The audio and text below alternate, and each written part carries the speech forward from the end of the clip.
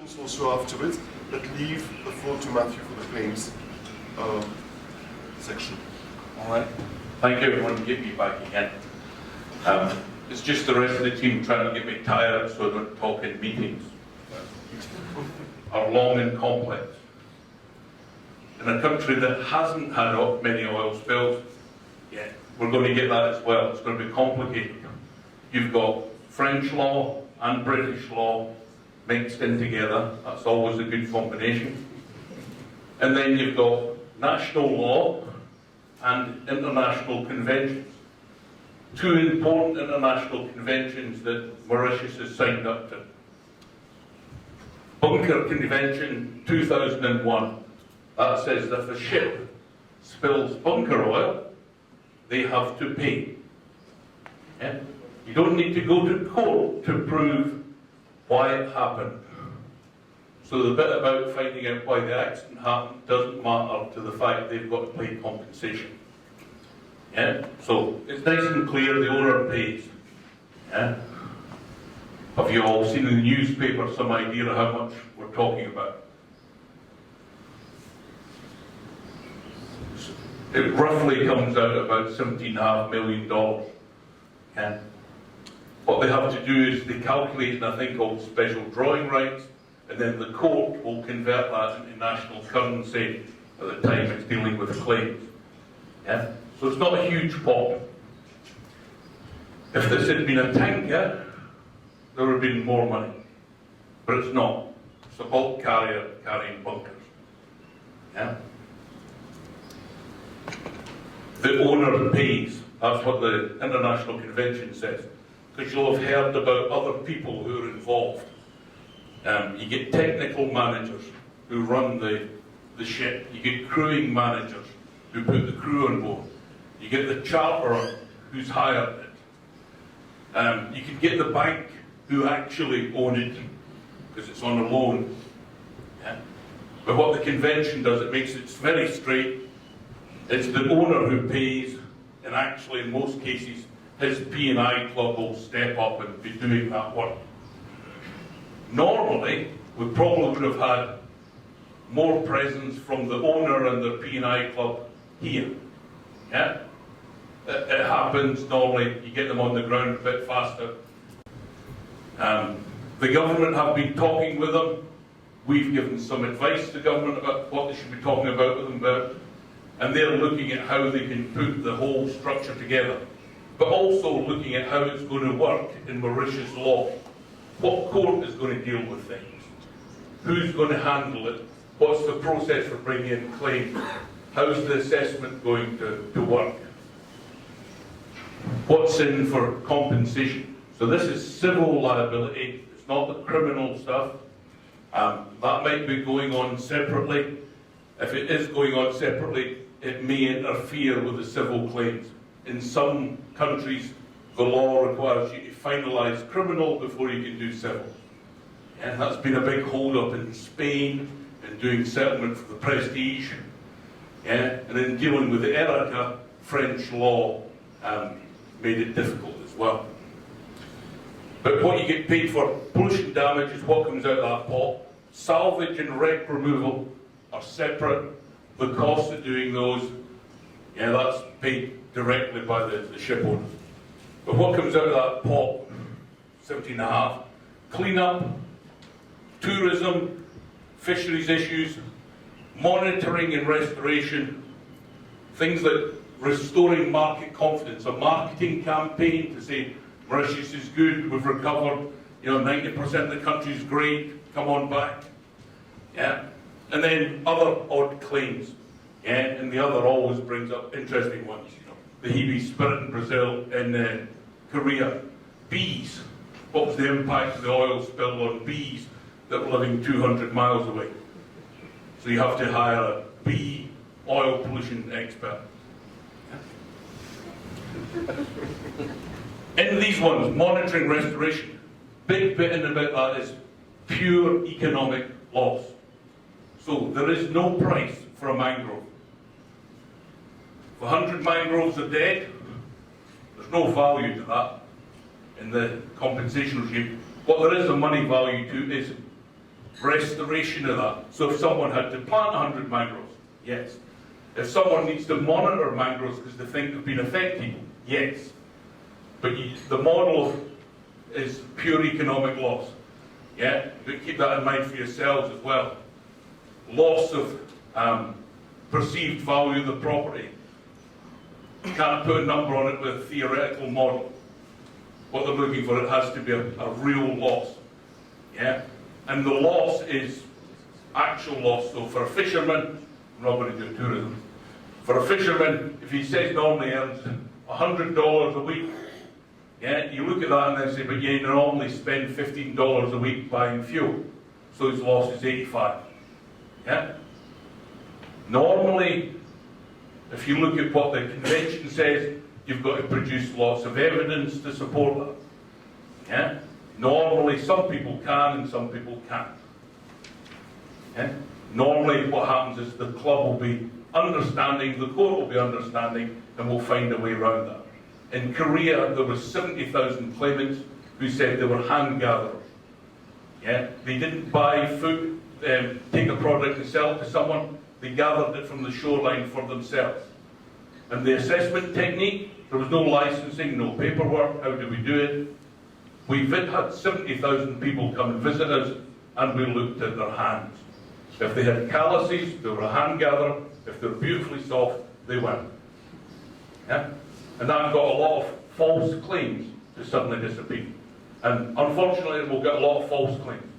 There'll be people claiming from Australia, Taiwan, the US, saying they've been affected by this spill.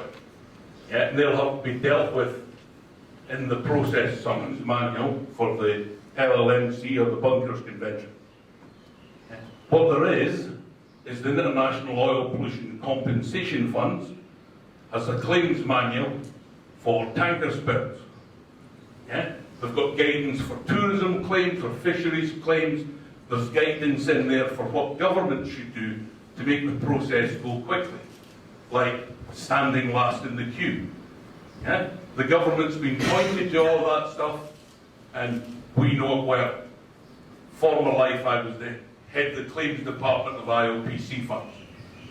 So I know practical spill response, but I know it all the way through the claims process as well. So there is stuff there you could go and look. If you just punch that into the internet, it'll take you to the page, look in the publications. It's there in French, English, Spanish for everyone to download and see. And it's written as practical guidance to try and tell you some of the things you need to do to put the claim together. You'll find there's a very long claims form. My fault. But every time we had an incident, someone invented a new one. If you see the one the government have put up at the moment, it's very short. But what happens with the short claim form is we forget to record some information.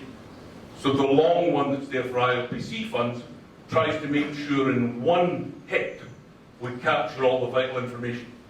So we capture someone's date of birth, that of the claimant, but we also capture their age.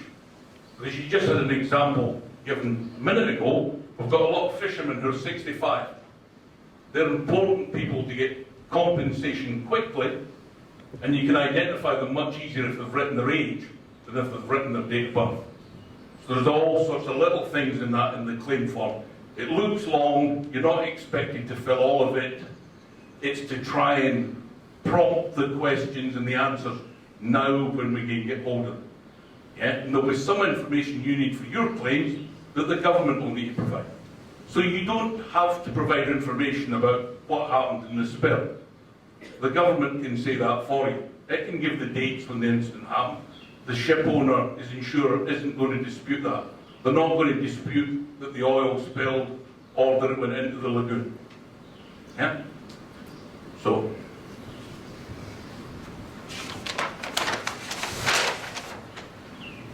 two ways we can go. We can go with the text of the conventions, and that means the ship owner, his P&I club, gives the money to the court assesses all the claims. Once they're all in, the convention allows up to 3 years for people to submit claims, and then once they're all in, it assesses them all and distributes the the fund accordingly. Yeah? It can take a bit of time. What normally happens, people submit their claims, they might register them with court. They don't have to rush doing that, but they normally register their claims with an office that will be set up either by the P&I Club and ship owner, or jointly with the government, or the government doing it as a funnel. Yeah? Those claims would be assessed, there'd be some sort of dialogue with the claimants, and hopefully a settlement would be reached. If a settlement was reached, yeah, there would be a payment, and the P&I Club, the insurer, would prorogate the rights. They would get the rights to that claim, and then when they went to court, they could say to court, here's the people we haven't settled with, but here's the ones we have. Yeah? So that's trying to fast track it and get some of the payments to happen faster. Yeah? That's what the government's been working on with the club and the insurer about how they're going to make all that work within Mauritius law, reflecting the fact that they're going to get very different claims. Yeah? Big added factor for you, COVID. Tourism was already depressed by the COVID restrictions, so the tourism claims will be expected to be lower than they would be normally. But the marketing part of that tourism claim might still be very significant. Yeah? The fisheries claim, that will be there, depending how quickly we can get them back and operational. The government is doing those samples and trying to get that happening fairly quickly. There's going to be people around, either from the ship owner, P&I Club, to help people put claims together. There's a couple of people on the ground here from an organisation called ITOF. They're available to help and talk to you. We're available. The government have been pointed to where all the guidance is. But it's going to take some time for them to get the process in order. Yeah? So with the claim, the insurance, and then 3 years down the track, you get cancer or whatever. What happens to that? Well, on human health, yeah, there's not been proven claims in any of the past spill. Most people who have health issues during a spill, you get people reporting just now, the symptoms they'll be reporting are loss of appetite, inability to sleep, they may be reporting fatigue, and a lot of the symptoms come down to a simple thing called stress. Everyone's very stressed with what's happened. Yeah? Some people are going out and doing a full day's manual labour on a beach when that's not what they normally do.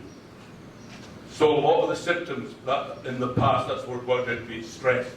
But every time someone has a symptom, it's got to be investigated and reported. You know, is this the first case where there's a real link? Yeah? A lot of people are worried about inhaling VOCs, yeah? But everyone's still continuing to refuel their car at the petrol station, yeah?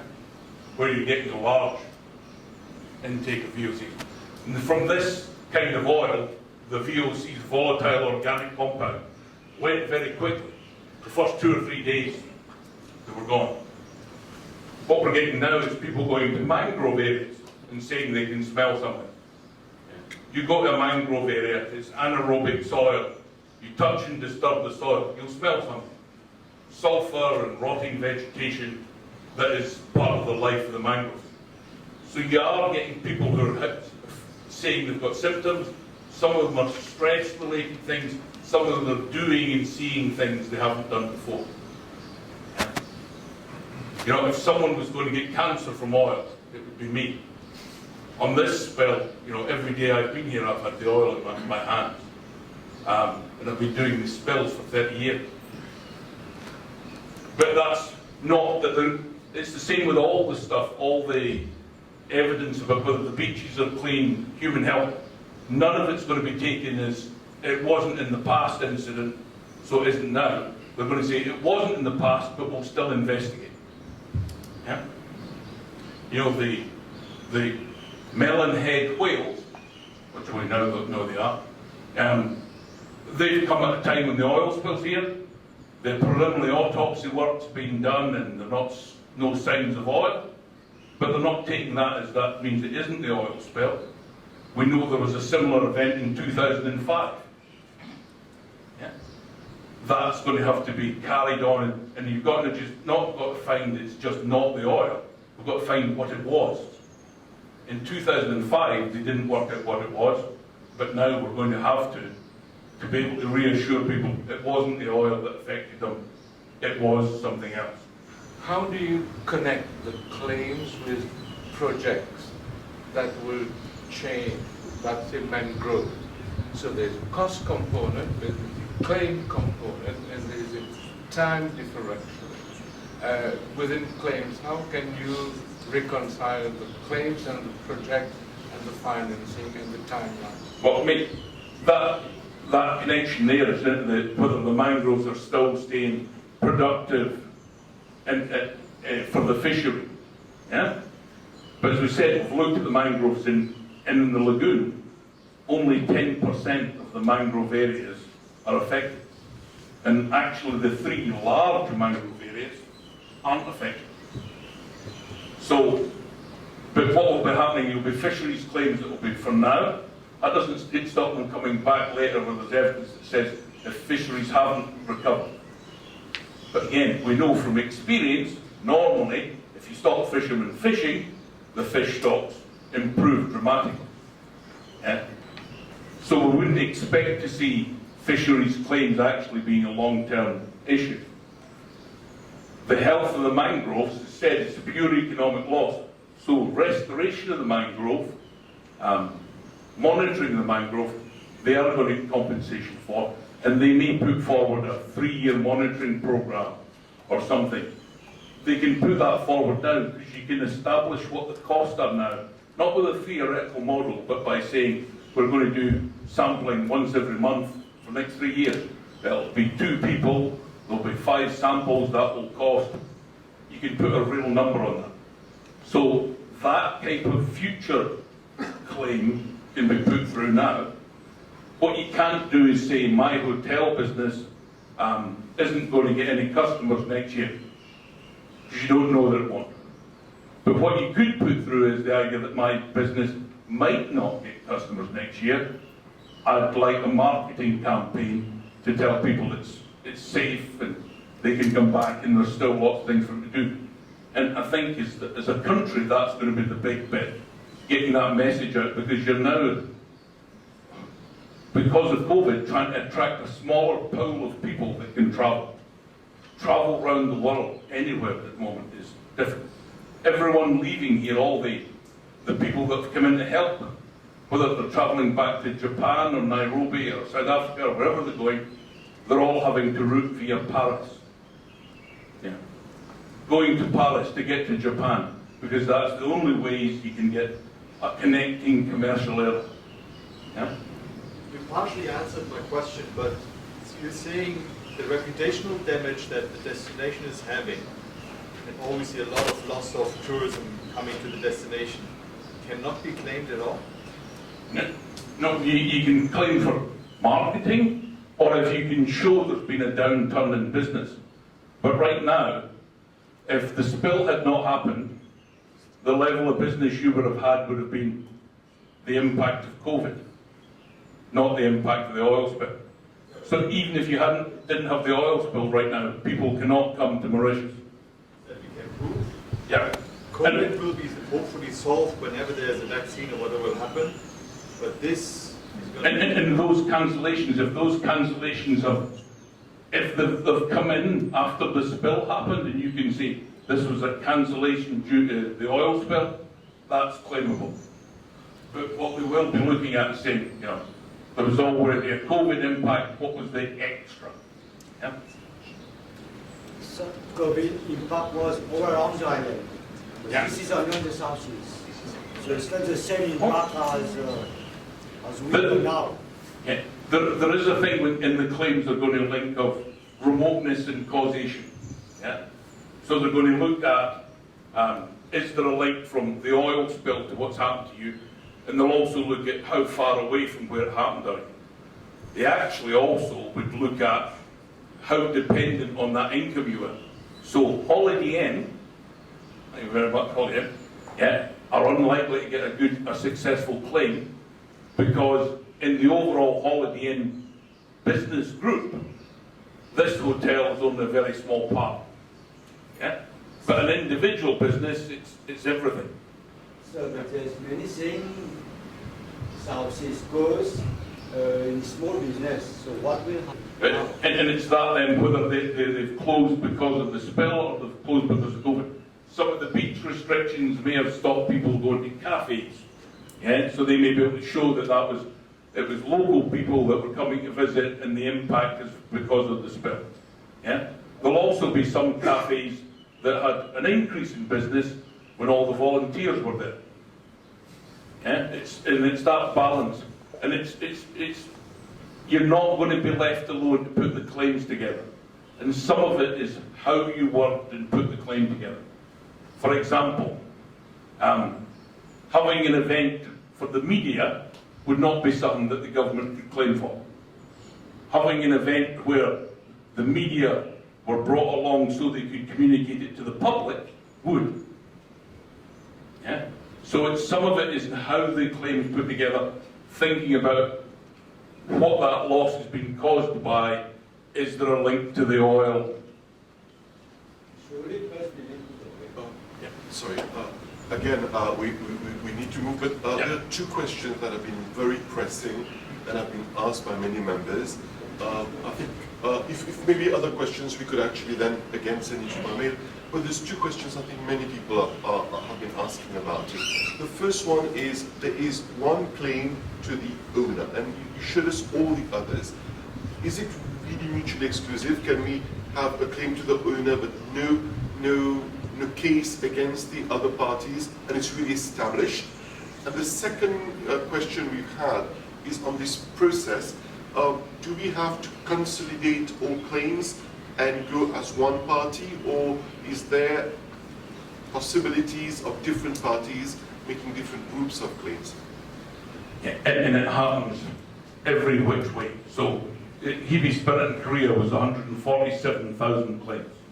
Okay, so you Yeah. can have several. But some of that 147,000, one claim might have represented 300 people. Yeah, in other ones it was a single individual. It's whatever works for you. There's nothing that prescribes how you do the claim. But everyone has the same right of action. There's no preference to which claims get handled first, big, small, or anything else. Everyone has a right of action against the owner and his P&I. Yeah? And for the others? Sorry, I had the first question. Yeah. If you want to go against some of those other players, you're going to have to then prove liability. So you're going to go to court. And that's going to not get you your compensation part. Yeah, your compensation part's going to be dealt with one way.